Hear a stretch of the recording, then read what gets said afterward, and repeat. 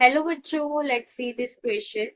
The question says the buffer solutions have constant acidity and alkalinity because of the part first option is they have fixed value of pH. Option B is they give unionized acid or base on reaction with added acid or alkali. Acids and alkalis in these solutions are shielded from attack by other ions. And the last option is they have large excess of H positive or OH negative. तो हमें इस question में बताना है कि जो buffer है उसकी एसिडिटी और एल्कलिनिटी कांस्टेंट कैसे रहती है।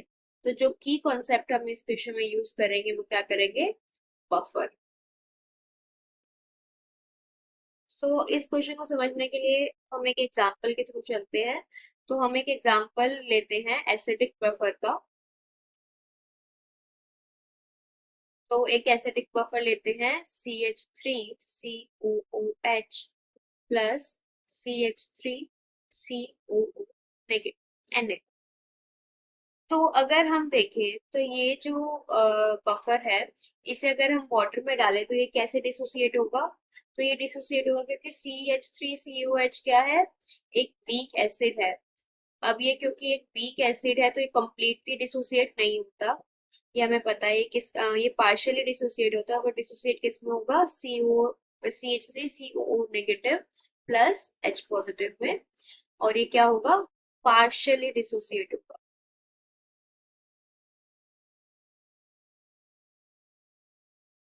It will be dissociate partial.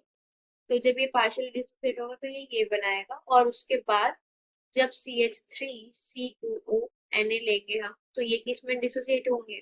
अब क्योंकि ये ऑलरेडी एक एनाइनिक स्पीशीज है तो ये क्या है, ये कंप्लीटली डिसोसिएट हो जाएगी किसमें, CH3COO negative plus Na positive.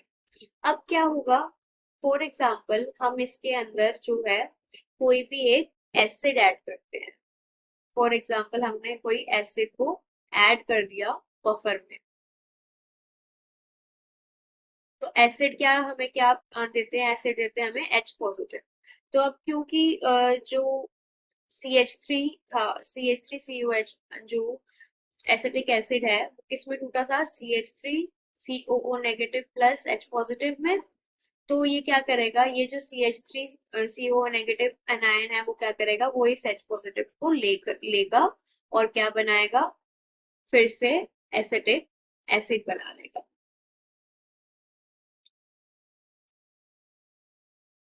तो दोबारा ये क्या बना लेगा, एसिटिक एसिड बना लेगा। जिसके कारण क्या होगा, अगर हम कोई भी स्ट्रॉन्ग एसिड हम डालते हैं तो उसकी जो पीएच है वो ज्यादा फ्लक्चुएट नहीं होगी, बिकॉज जो H पॉजिटिव की वजह से पीएच फ्लक्चुएट होती है वो इस CH3COH ने ग्रैब कर लिया और हमें एसिटिक एसिड बना दिया। इसकी वजह से जो इसकी एसिडिटी है वो चेंज नहीं होती। नाउ अब हम चेक करते हैं कि बेसिसिटी क्यों चेंज नहीं होती। अब अगर हम एक बेस को ऐड करें बफर के अंदर तो जो बेस है वो हमें क्या प्रोवाइड करवाता है, वो हमें देता है OH नेगेटिव। अब हमें पता है कि जो CH3COH मतलब एसिटिक एसिड था वो कंप्लीटली डिसोसिएट नहीं हुआ। तो जो OH नेगेटिव वो क्या करेगा, वो इसके साथ रिएक्ट करेगा और क्या बनाएगा, और ये क्या बनाएगा, ये बनाएगा CH3COO negative plus water molecule. तो अब यहाँ पे जो हमारा है ये वाटर मॉलिक्यूल बन गया।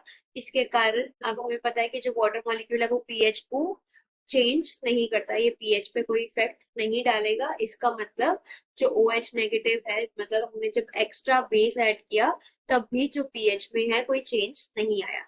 इसीलिए जब भी हम एसिड या फिर बेस ऐड करते हैं किसमें, बफर में, तो उसका कोई एल्कलिनिटी और एसिडिटी चेंज नहीं होती। there will be no change. So our correct option will be B. These give unionized acid or base on reaction with added acid or alkali. Hope you understood it well. Best of luck.